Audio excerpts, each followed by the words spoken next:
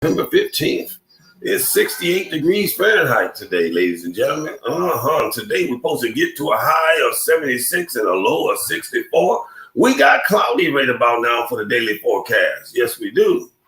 For the daily forecast, right now it's 69 degrees and it feels like 69 comfortable degrees. It's going to be cloudy. Participation is going to be at 5%. Humidity is going to be at 72. That's why you see me perspiring right now and wiping my brow, ladies and gentlemen. Right now, the winds is traveling at 2 miles an hour to give us a green light. The green light mean a capital G, lowercase and O-O-D. That means good. That means so good when they give us a green light. Yes, they do. Yes. So, for those of you who's attached to materialistic things, we're going to give you a little bit of this and a little bit of that. Oh, I finally got rid of it, huh? Yes. All right. I got my cousin Diana, Barbara Livingston, just reached out to me and asked me to give her a call. I'll give her a call. Soon as I get off this live broadcast. And today is Sunday. Today is Sunday. Yes, indeed it is. I was trying to find a good word for you today, but I ended up deleting everything that I had that I wanted to give to you guys. But be good to your neighbors, be good to yourself, and love your family. You know, don't covet it. Your neighbor's husband or your neighbor's wife. Now, boyfriend, girlfriend, that's a whole different story because those is two examples of adultery and fornication. For those of you who don't know what the definition of adultery is when it's a married man and a married woman and they tipping on the side, even if they agree upon it. And boy, couples, married couples, or even single couples agree upon having a third or fourth party or fifth or sixth party. They call them orgies, right? Ooh, that woman, if it was her ideal, if it was that man ideal, boy, they end up arguing the rest of their damn lives if they stay together that long. So that's why you're supposed to love the one you're with. You remember the song, Love the One You're With? And adultery. That's when a married man or a married woman tip out on one another with or without each other's permission. And fornication is when you're single male and single female, and you're getting it on with one another, or you got multiple partners, or you decide to fall for some silver-tooth fox, whether the fox is a male or a female. If those who play in house, boyfriend, girlfriend, or shacking up, that's what they call playing house. And then they decide to go out clubbing over there at work, and some guy come up to that pretty brown-eyed woman and say something and ring her bell, and then she decided to give it up, like Marvin Gaye said. And then that young man, her boyfriend, at work, or he out and about, or he away. Or they say when the cat's away, the mouse will play. And he hears some pretty little bell ring his bell by the tone of her voice. And he step on out. Yeah, that's what fornication means. Both mean having sex. But one is when you're married and the other one is when you ain't. So, love the one you're with. Love the one you're with. I just cannot wait till I get my chat line open up so I can hear y'all voices. I really appreciate y'all hearing mine. I'm just getting over a summer cold. That's why I sound like this here. Any other time I sound like Barry White or Melvin of the Temptations or Harold Melvin of the Blue Notes. Yeah, or Brooke Benson when he used to sing with Dinah Washington. Yes, indeed. Yes, indeed. Yes, indeed. Loving you all. Now, I gave y'all a rundown 2 or 3 days ago of the Livingston women. So let me give you a rundown of the Livingston family men, the fellas. We're going to start off with the oldest of the oldest, Roland Jr. Livingston in Buffalo, New York. Give it up. Roland Jr. Livingston, yes. 43 Leonard. That's where him and his lovely wife, Gloria Pitt Livingston, reside at. Uncle Roland and my lovely Aunt Vera have one son, and Roland Jr. Livingston. And then we're going to go to Uncle Brodus and Uncle Marshall. They didn't have any sons, but I got to mention Uncle Brodus and my lovely Aunt Willamette, and Uncle Marshall and my lovely Aunt B. They didn't have any sons either. They just gave fruit to the girls that grew up to be young ladies as women. Now they middle-aged women. And then we'll go to the twins, Raleigh Ray Livingston and Robert Livingston. Raleigh Ray and Aunt Thelma, my lovely auntie. They had 3 sons. Larry Livingston is the oldest. He come right after Roland Jr. Livingston. And then Jerry Livingston.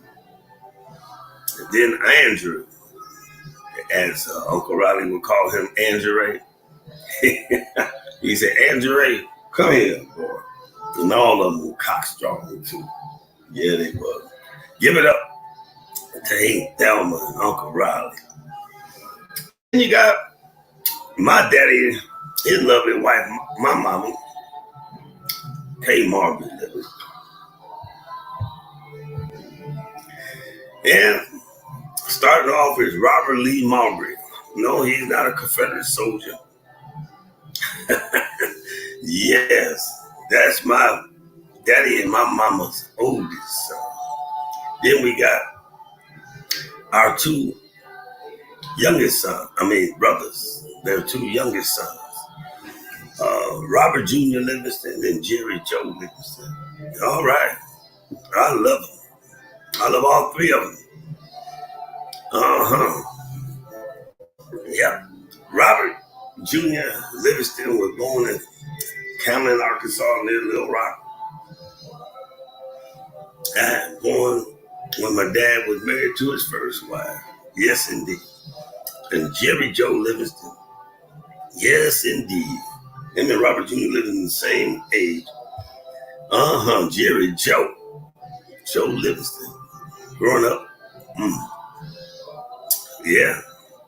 He used to run around with the pythons back in the day. And then you got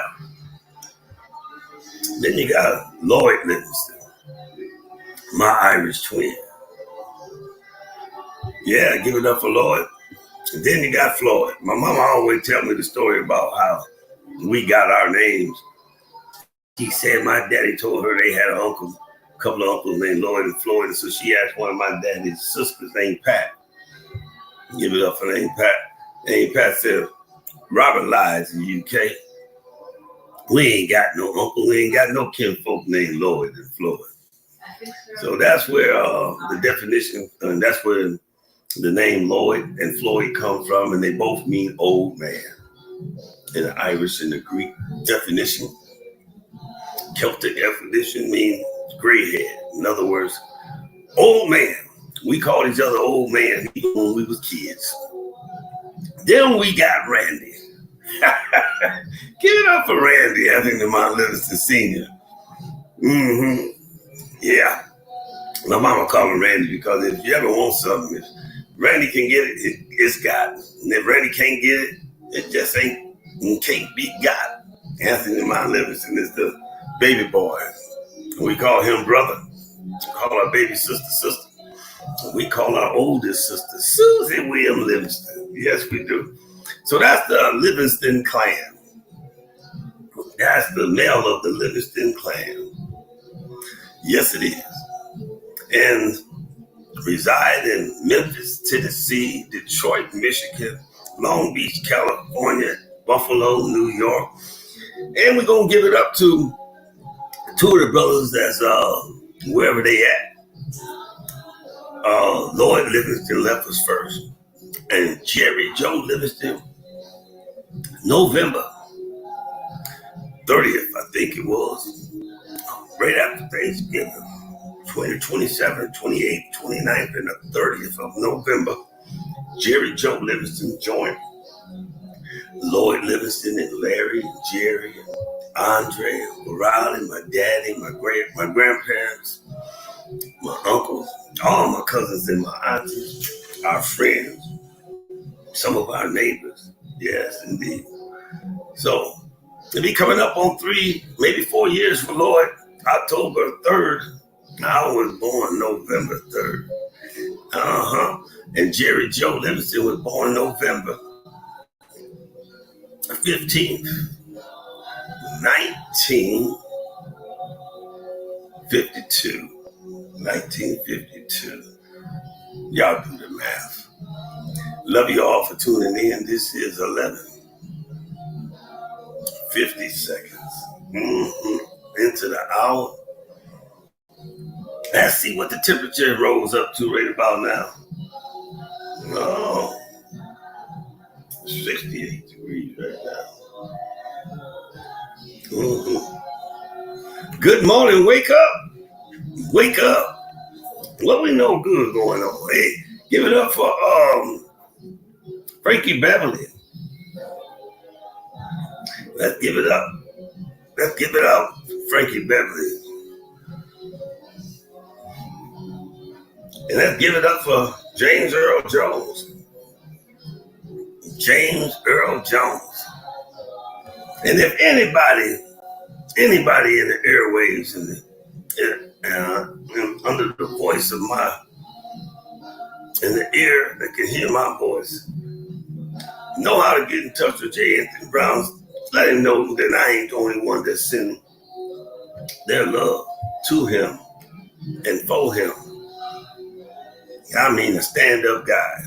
You go into his club or you see him anywhere, he always treat everybody equal. You hear me? Remind me of what old man said. As long as we don't trade blows, we equal. Once we trade blows, we can never be equal again. Because somebody got to win and somebody got to lose. And the one that think that they won really lost. And then that person is always trying to throw their weight, and then they end up getting their feelings hurt and get disappointed for that person that they thought that they beat, whooped their ass. And they still can't be equal no more. That's why I don't argue. And why I don't fight. I ain't saying I can't. I ain't saying that I won't stand up for myself, but I do my best not to, because I want to remain equal. See, that lady that wear the blindfold, Lady Justice, you see her scales. They ain't never parallel to one another. One is either high or low. So justice can't be fair. And getting on to that, you know, when a person do their jail time or their prison time, when they come out, and you hear the people in the justice community, they always say somebody paid their dues to society. But how in the world could they pay their dues to society when they get out there on probation or parole? Answer that question. If you paid your dues to society when you come out, you should be able to go where you want to go, free and clear, since somebody paid their dues. So quit telling that lie. Quit telling that lie. That's the same thing as sagging. I know y'all love hearing when I say sagging. Talking about that. on the streets or in jail started off as saying that you love the same sex partner, the males. That's a damn lie. It started from grown Scarlett. I don't give a damn. The people on the plantation would come and welcome him at her home. They riding in that buggy horse. Or you watch movies or something like that. Then you don't see those slaves with a rope wrapped around their pants like Jethro in the Beverly Hillbillies. And if they blessed to have a pair of big overalls on, it was instructed not to have both straps up at the same time, because it's easy for them to escape and run away. That was the reason why they were sagging. Slave masters used that. Just like back in the day, they would braid the hair. That was just saying that's a meeting place, but the slave master didn't know. Yes, indeed. And yeah, I've been saying for years. Then you have people younger, they give confirmation of what I say and other folks say. Our celebrities, they is told you can help black folks out long as it ain't in America. They're told face to face, and they tell you face to face. So, if you can't read too good, and then those who can read, they find it in their contract. They'll let you make some money. Don't you have no unity here? Because y'all might be just as powerful as it was in Rosewood and down there in Oklahoma. Charlie Wilson said they dropped a bomb in Tulsa, Oklahoma, Black Wall Street. They will never allow it to be none of that again. Never. Ever, ever, ever. Mm-hmm. Oh yeah, let me tune in to my Facebook family so you guys can watch me live. Well, you guys can watch me live because I meant to do this some time ago, but it slipped by me, babies. It slipped by me. Now you're able to keep calling with me. And Jenny on the block. I read your post this morning. I read it loud and clear. You get you some clothes. You get you a nice spray bottle. You get you some clothes. Get you 2 cups of water, and you boil it. You ain't gotta let it come to a boil, but let it simmer a little bit. And then you drop those clothes down, and then leave them in there with the fire off for about 3 to 5 minutes. And then you pour all that through a funnel into that spray bottle. Get you 2 cups of disinfectant. You pour that through that strainer into that spray bottle. Then you get you maybe 3 or 4 tablespoons of alcohol, pour it in that funnel. Get it all drained into the spray bottle. Then get you just 2 tablespoons of your favorite dishwashing liquid and pour that in that funnel. Let it go on in there. And you put your lid on there after they get room temperature and shake it up good. And you make sure you pour those clothes in there too. And then when they get room temperature, you turn to the spray setting, not the stream that shoots straight out like a water hole, but the spray setting. When you spray that around your house, you're talking about an air freshener and a bug spray. You get rid of spiders. It'll get rid of mosquitoes. It'll get rid of ants. You spray that on your screen door from the inside. When you go outside, just spray it around with your night light and all that on the outside your screen door. And we spray it in our room when we got the ceiling fan on or something like that. Then we 2 or 3, maybe 4 little sprays. And that fan will blow that stuff around. We spray it, when we might have dust mites. When we lay in the bed trying to go to sleep, when we wake up the next day after we vacuum and stuff like that, our bedroom, we'll spray that stuff along the baseboard, right around our mattress. You know what I'm saying? It ain't gonna stain nothing. And if you do see a little bit of stain, you know what it is. And then when you wash your linen, like once every 2 weeks, yeah. So that's if you want something that ain't hazardous. And clothes always smell good. I remember back in the day when they used to get those fresh hams before they come out with the hams and pre-cooked these days. And you have to be up all night. Big mama or mama, auntie, great aunt, you or somebody, they start cooking that thing before noon the day before. So it'll be done. They cook it nice and slow. It'll come out tender. And they add those pineapples, right? Rings of pineapple stuck on there with some toothpicks. And they'll shove some cloves into that pineapple and into that fresh ham. Yeah, they did. So it just don't smell good. Give good seasoning and spice to your meat. Yeah. So, and then when you put it on your kitchen counter, get rid of ants and stuff, right? You ain't got to worry about wiping it up. You ain't got to worry about wiping it up. You can. Because it ain't hazardous. You cutting something on the cutting board and the food fall over there, you ain't going to do nothing to it.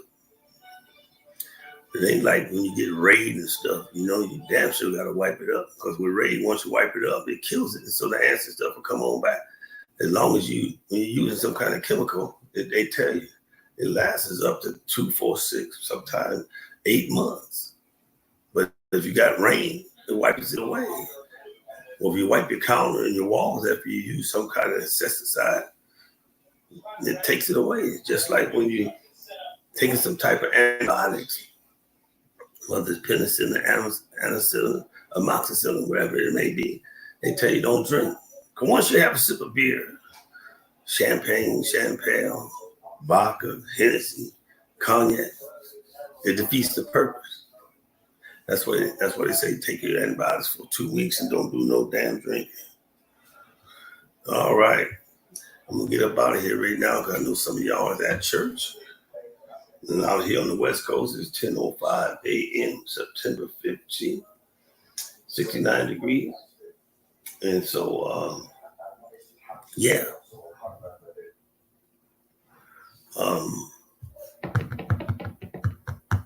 I enjoyed this almost 23 minutes of which you guys fellowshipping this morning. This is The Gift of Gab with Uncle Floyd, and I am your Uncle Floyd, and I'll be back shortly, ladies and gentlemen.